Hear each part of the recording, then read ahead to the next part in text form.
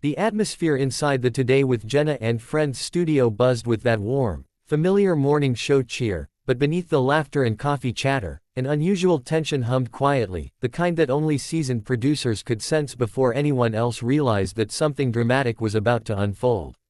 Reba McEntire stepped onto the set with her signature fiery red hair and that unmistakable country star confidence, flashing a radiant smile at the cheering audience. She wore a silver-embroidered denim jacket that shimmered under the stage lights, a classic Reba blend of sparkle and grit.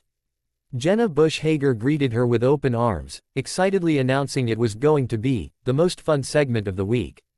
But even as Reba hugged her and joked about Nashville mornings, she caught sight of producers off camera exchanging subtle nods, flipping to cue cards she didn't recall approving. Reba was a pro, she knew when a stage was shifting under her feet.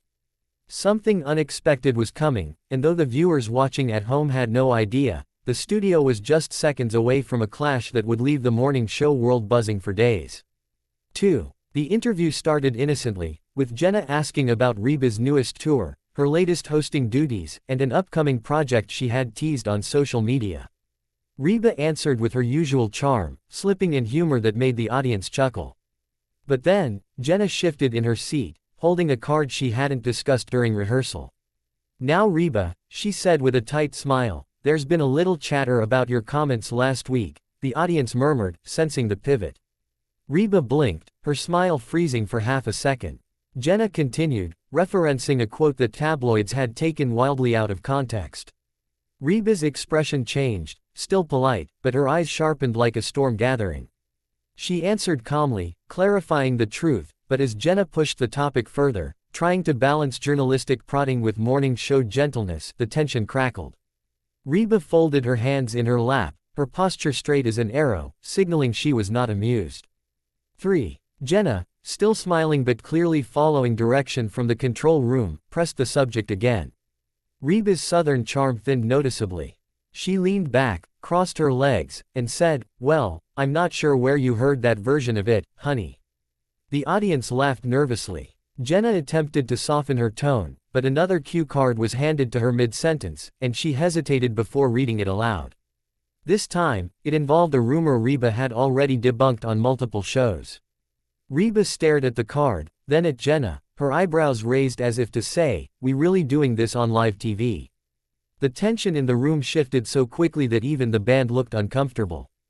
Jenna tried to pivot the moment into a lighthearted joke, but the attempt only worsened the awkwardness.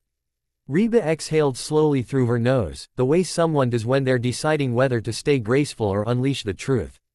4. Reba answered the next question with a colder tone, clear and pointed.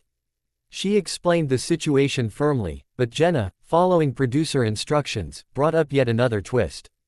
The audience could feel Reba's patience thinning, her tone losing its honey-sweet softness and gaining the sharpness of a woman who had been in the industry long enough to know when she was being cornered. Off camera, a producer made the mistake of motioning for Jenna to push even harder. Jenna winced, clearly uncomfortable. But she pressed the point, reading a line that framed Reba's comments in a way that implied controversy where none existed. Reba's jaw tightened. Her fingers tapped her knee. The air felt heavier, the laughter gone, replaced by an eerie silence that morning shows almost never experience. 5. Then came the question, the one that snapped the fragile thread holding the conversation together. Jenna asked if Reba felt she was out of touch with the younger generation of artists, a comment that landed with the softness of a thrown brick. The studio gasped. Reba froze, giving Jenna a long, slow look that radiated disbelief. "Out of touch," she repeated, her southern accent sharpening like a blade. Jenna swallowed, realizing instantly she should have ignored the cue card. Reba leaned forward, hands clasped, and delivered a fierce, steady response that shut down every narrative the producers had been chasing. Her voice wasn't raised, it didn't need to be. The quiet firmness in her tone was enough to turn the temperature in the room ice cold. 6. Jenna immediately tried to backtrack, apologizing and blaming the card, but the damage had already been done. Reba sat back, staring at Jenna with a disappointed shake of her head. "I came here to talk about the music," she said, "not to play tabloid bingo." The audience murmured again, sensing the moment spiraling. Jenna looked mortified, clearly torn between her loyalty to the show and the sinking realization that the interview was crashing in real time. Reba continued, now addressing the audience directly, explaining how the media loved twisting every little joke or comment into something dramatic. The irony wasn't lost on anyone watching. The atmosphere was thick with tension, the kind that made everyone, hosts, crew, audience, sit frozen in place. 7. A producer frantically signaled for Jenna to cut to a lighthearted cooking segment planned for later, but Reba saw the cue and said sharply, "No, don't try to change it now." Jenna froze mid-transition, her smile evaporating. Reba wasn't angry in a loud way, she was angry in the way that seasoned performers are when they've been disrespected, quiet, controlled, and devastatingly clear. The studio's energy shifted from uncomfortable to electric, the kind of palpable drama that live TV hosts fear and viewers can't look away from.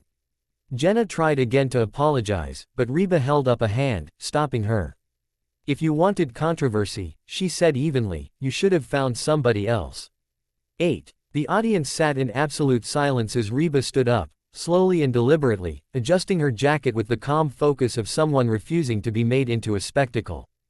Jenna reached out instinctively, placing a hand on Reba's arm, but Reba gently removed it. "I love y'all," she said to the audience, "but I'm not doing this foolishness today."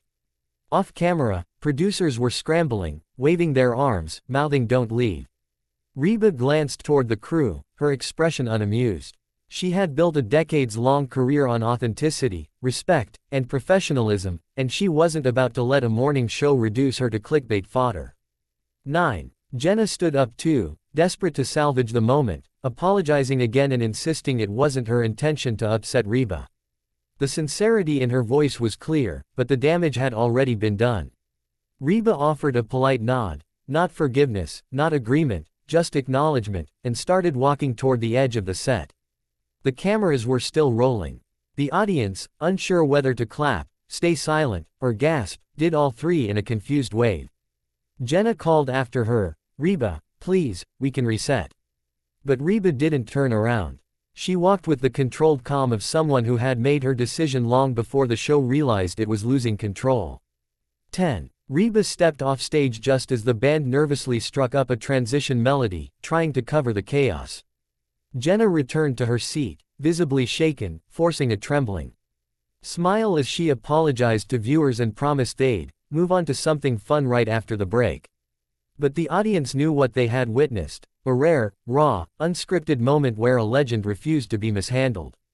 Within minutes, clips of Reba's walk-off exploded across social media, fans fiercely defending her, pundits weighing in, and morning show producers scrambling to contain the fallout. For the studio, it became one of the most unforgettable live moments in the show's history.